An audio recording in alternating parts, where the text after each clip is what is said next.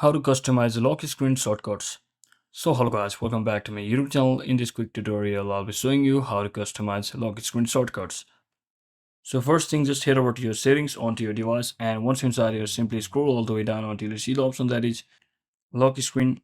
So simply tap on that, and once you tap on that, here you should locate the option that is lock screen shortcuts, and you can just actually tap on that and enable it, and then you should be redirected to this page where you can actually enable the option that is on and actually edit the left shortcut and right shortcut according to your device. If you don't see that option, you can basically scroll down over here and you should see the option that is edit lock screen. So simply tap on that, and once you tap on that, from over here you can basically add any sort of widgets if you want, and you can even change its effects.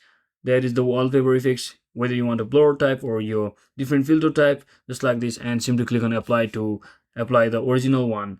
So that is it for today guys. Thanks for watching. Don't forget to like and subscribe. See you on the next one.